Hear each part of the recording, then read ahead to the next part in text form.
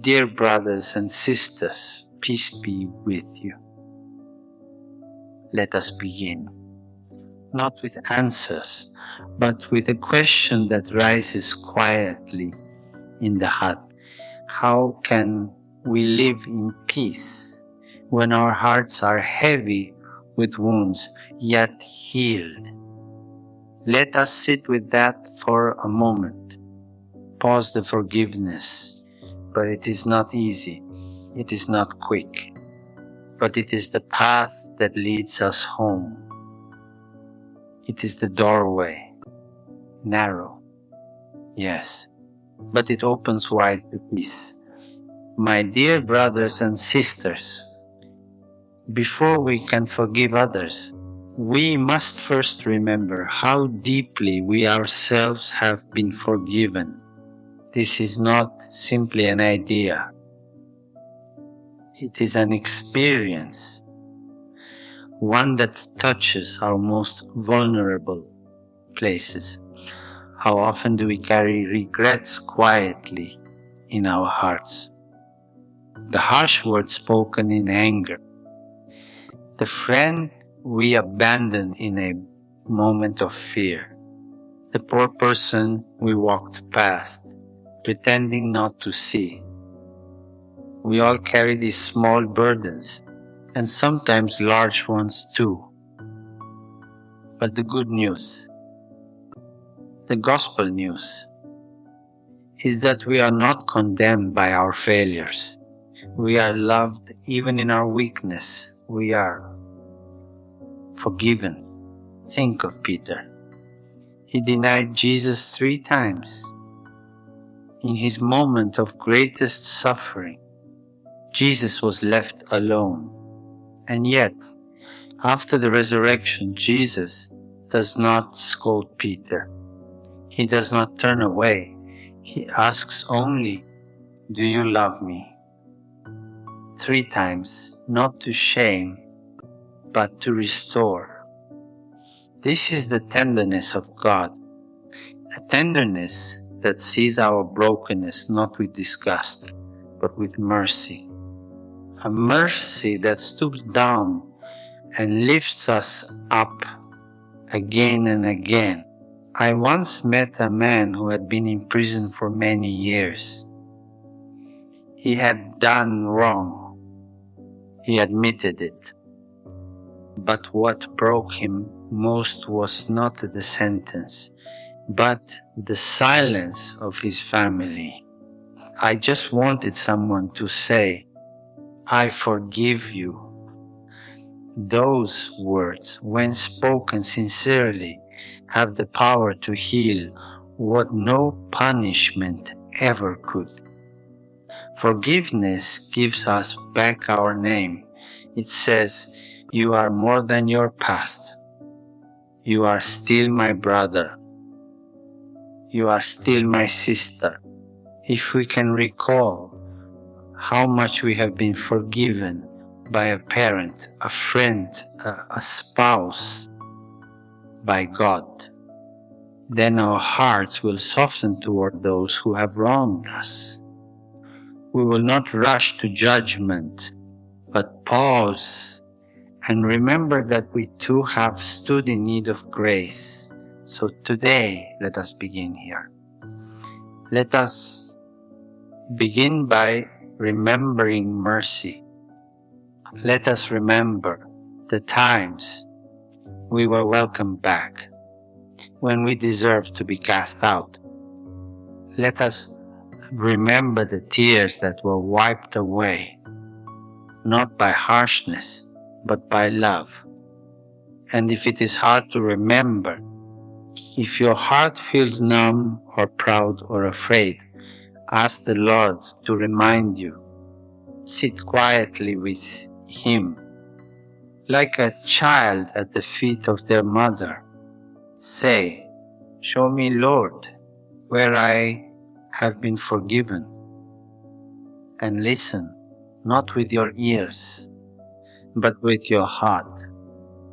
From this place of mercy, the journey of forgiveness begins, not perfectly, not all at once, but with one step, one act of trust, one act of love.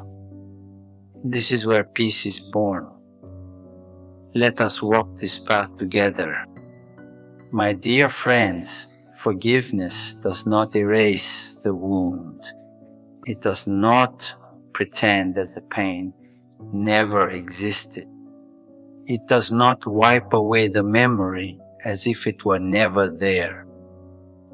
No, forgiveness allows the wound to breathe, to be seen, to be honored, and then gently to begin healing. It is not forgetting. It is remembering with mercy. We all carry wounds. Some are visible, like the scars of poverty etched on the hands of those who labor without rest. Some are hidden, like the betrayal that cuts deep into a marriage, or the silence between a parent and child no longer speaking.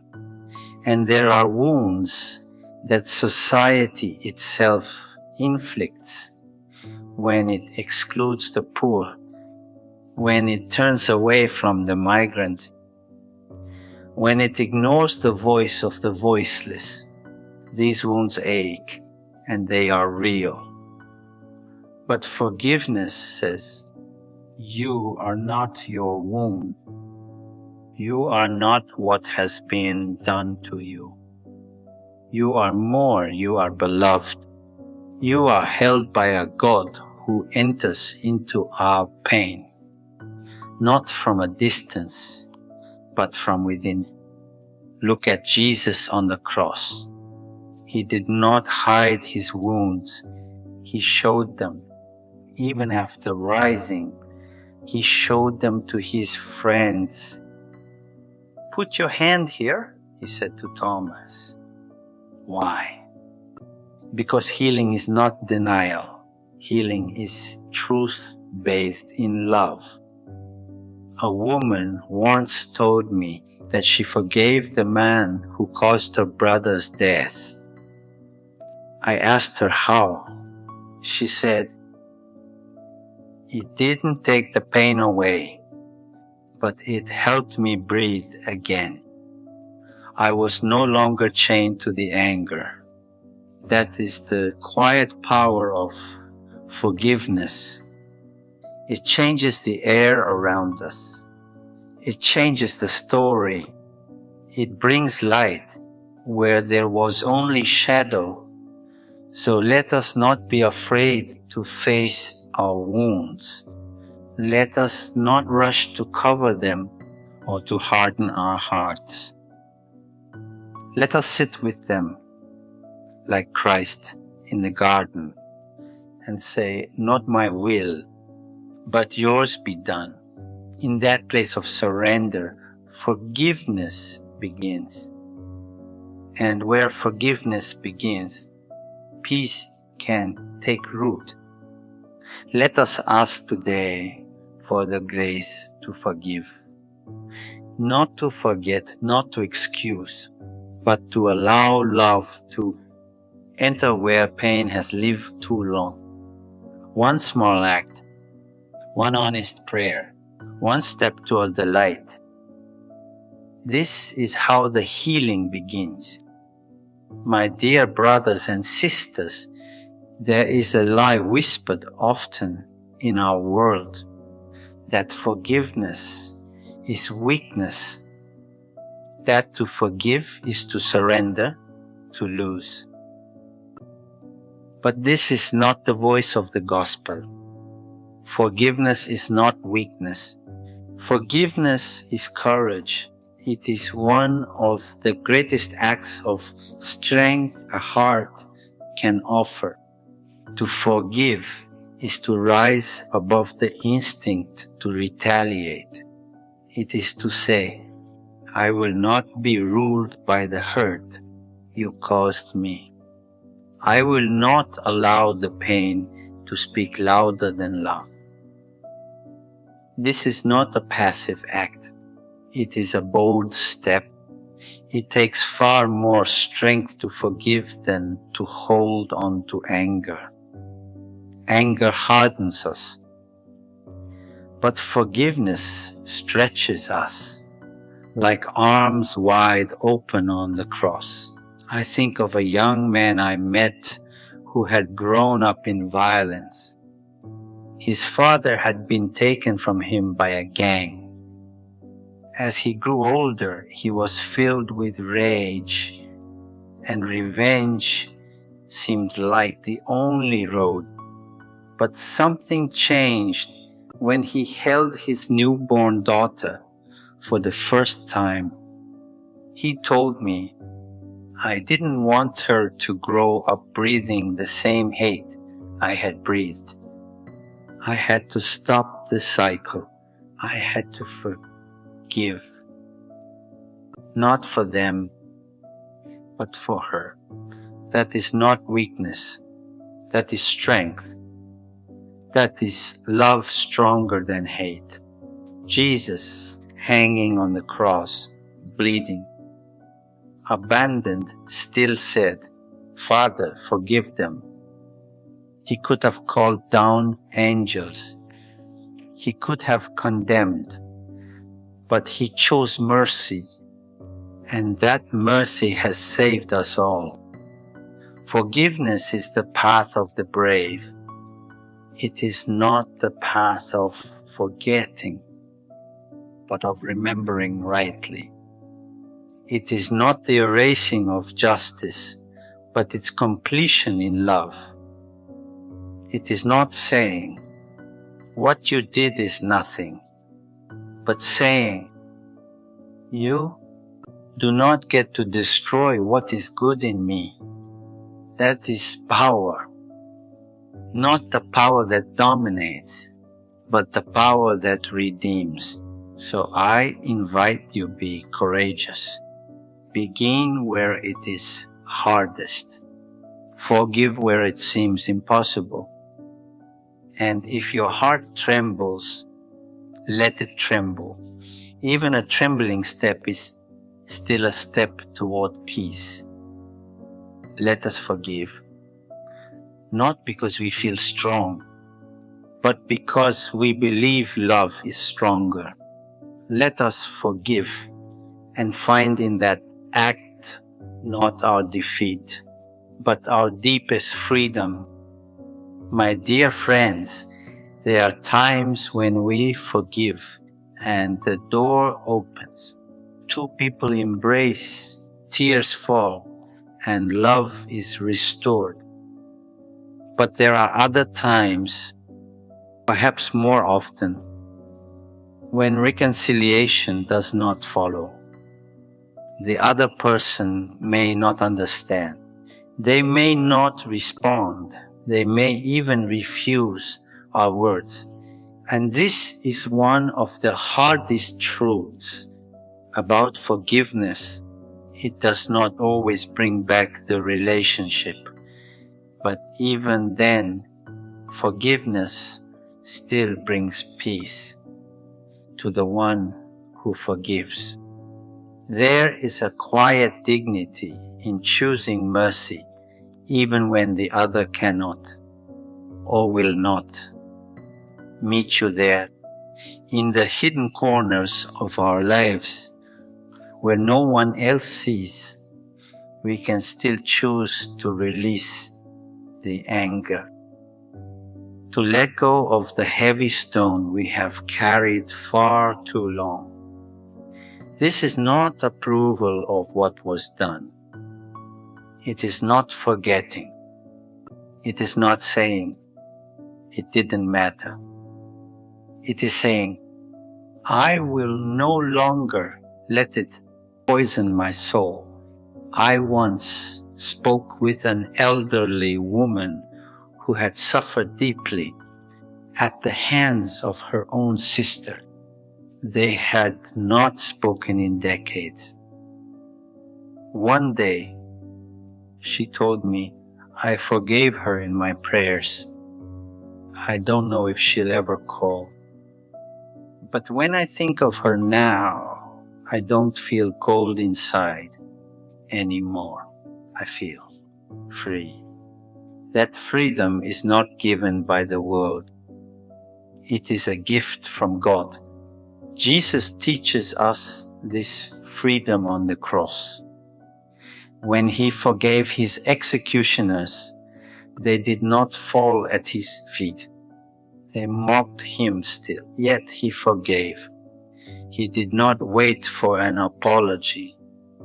He did not demand their understanding. He simply opened his heart, and in doing so revealed us the way of divine love. So if the other cannot walk toward us, we can still walk with God. If they cannot ask for forgiveness, we can still offer it in silence, in prayer, in the depths of our hearts, where God alone sees. Let us not wait for the perfect moment or the perfect words. Let us forgive even when the wound is unanswered.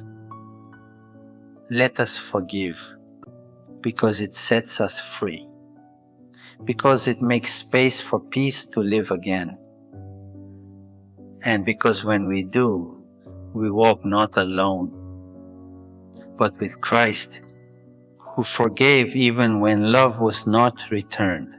Let us choose peace. Let us choose mercy. Let us begin again. My beloved brothers and sisters, forgiveness may begin in the heart, but it never stays there. It spreads. It moves. Like a seed planted in the soil, it grows, sometimes slowly, sometimes in silence, but always with the power to change the landscape around it. Forgiveness is the seed of peace. And when we choose to forgive, we are not only healing ourselves, we are helping to heal the world. A family that forgives becomes a home where children breathe love instead of bitterness. A neighborhood that forgives becomes a place where people open their doors instead of locking them. A community that forgives becomes a light in the darkness, a sign that peace is not a dream. It is a decision, one we make again and again with trembling hands and open hearts. I think of the refugees I met who had lost everything: homes, families, the safety they once knew. Many had suffered unspeakable injustices, and yet in their eyes I saw something unexpected, not revenge, but longing for dignity, for restoration, for peace. One man said to me, "If I carry hatred with me, I will be homeless forever." Forgiveness gave him a home, not made of bricks, but built in the heart. Jesus taught us, "Blessed are the peacemakers, for they shall be called children of God." But to make peace, we must first forgive, not because the world is kind, but because God is. Because mercy, not violence, is the true power that renews creation. Let us not wait for peace to be built by others. Let us begin the building at our dinner tables, in our workplaces, in our schools, in the silence of our own hearts. Let us forgive the small offenses and the great ones. Let us forgive the daily irritations and the deep let us forgive again and again. because when we do, we become what we were made to be, instruments of peace, sowers of hope, bearers of Christ's light in a weary world. Let us forgive. Let us begin. And let peace take root. My dear friends, we have spoken of forgiveness, not as an easy thing, but as a holy thing, a quiet strength, a healing grace, a path that leads us not only to peace with others, but to peace within ourselves and with God. Forgiveness is not a sign of weakness. It is the breath of mercy. It is the choice to love even when love has not been returned. It is the courage to say, this wound will not define me. This pain will not have the final word. Only love will. And so I invite you, with all the tenderness of the gospel, to take one step, just one, toward forgiveness today. Perhaps it is a word you need to say. Perhaps it is a prayer whispered through tears. Perhaps it is simply releasing something heavy that your heart has carried too long. Whatever it is, begin, and do not walk alone. Christ walks with you. His mercy goes before you, and His peace will follow. Let us be peacemakers in our homes, in our streets, in our world so hungry for gentleness. Let us forgive. Let us love. Let us begin again. May the Lord bless your steps, steady your heart, and fill you with the peace that only mercy can bring. Good luck on this journey of grace. And from the depths of my heart, thank you for your courage to listen, to reflect, and to love. Thank you.